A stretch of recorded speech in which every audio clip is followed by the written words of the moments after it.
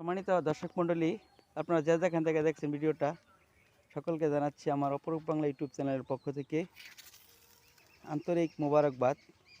দেখুন, কৃষক নুরুল আমিন ভাই তার ফসলের জমিতে বালাই দমনের জন্য ওষুধ স্প্রে করে দিচ্ছে। অনেকটা কষ্টসাধ্য ব্যাপার, ঠিক না নুরুল আমিন ভাই? মানে ফসলটা যাতে বালাই মুক্ত হয় সেজন্যই আপনি এটা স্প্রে করে দিচ্ছেন এই বিকালবেলা, না? বিকালবেলা দিচ্ছেন যাতে ওষুধটা কার্যকরী হয় বেশি, সেটাই দেখানোর চেষ্টা করছি। সুন্দর ফসল যাতে ফলে সেজন্য কৃষক নুরুল আমিন ভাই তার ফসলের জমিতে সুন্দরভাবে ওষুধ স্প্রে করে দিচ্ছে বিকালবেলা দেওয়ার কারণ হলো ও এটা কার্যকর বেশি, ঠিক না? বিকালবেলা দিলে বলে কাজ করে বেশি ওষুধটা, সেজন্যই সেই বিকালবেলায় ওষুধগুলো স্প্রে করে দিচ্ছে। সেটাই দেখানোর জন্য চেষ্টা করছি। আমরা যারা বালাইনাশক ওষুধ স্প্রে করবো তারা যেন আমরা এরকম বিকালবেলায় কৃষক নুরুল আমিন ভাইয়ের মতো সন্ধ্যার আগে যেন আমরা এই ওষুধগুলো স্প্রে করে দিই, সেটাই দেখানোর জন্য চেষ্টা করছি। দেখেন খুব সুন্দরভাবে সে তার ফসলের জমিতে বালাইনাশক দূর করার জন্য, বালাইয়ের পোকামাকড় দূর করার জন্য এই বিকালবেলায় দেখেন অত্যন্ত মনোযোগের সাথে ওষুধ স্প্রে করে দিচ্ছে মেশিন দিয়ে, সেটাই দেখানোর জন্য চেষ্টা করছি। দেখছেন অনেকটাই মনোযোগী কৃষক ভাই।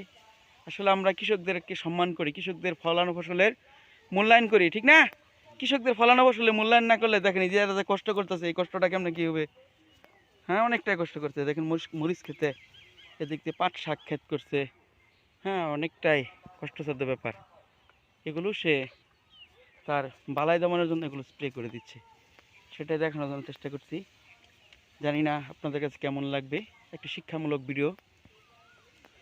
দেখেন খুব সুন্দরভাবে স্প্রে করে দিচ্ছে, সেটাই দেখানোর চেষ্টা করছি। বিকালবেলা, পরন্ত বিকালবেলায় ঘুঘু পাখির ডাক, প্রকৃতির সাথে মিশে গেছে কৃষক বন্ধু নুরুল আমিন ভাই। দেখছেন তার ফসলের মাঠ চারদিকে দেখানোর চেষ্টা করছি। এক পাশেতে সুপারি গাছ রোপণ করছে, ধুন্দুল গাছ রোপণ করছে, কুমড়া গাছ রোপণ করছে, সেগুলো দেখানোর চেষ্টা করছি। পরিকল্পিতভাবে সেই তার ফসলের মাঠে অনেক কিছু রোপণ করছে। দেখেন খুব সুন্দরভাবে স্প্রে করে দিচ্ছে।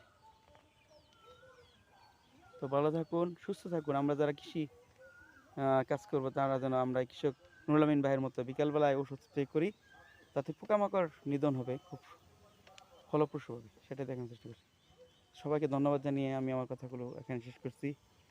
পরিশেষে কৃষক নুরুল আমিন ভাইয়ের জন্য শুভকামনা রেখে শেষ করছি। আসসালামু আলাইকুম রহমতুল্লাহ।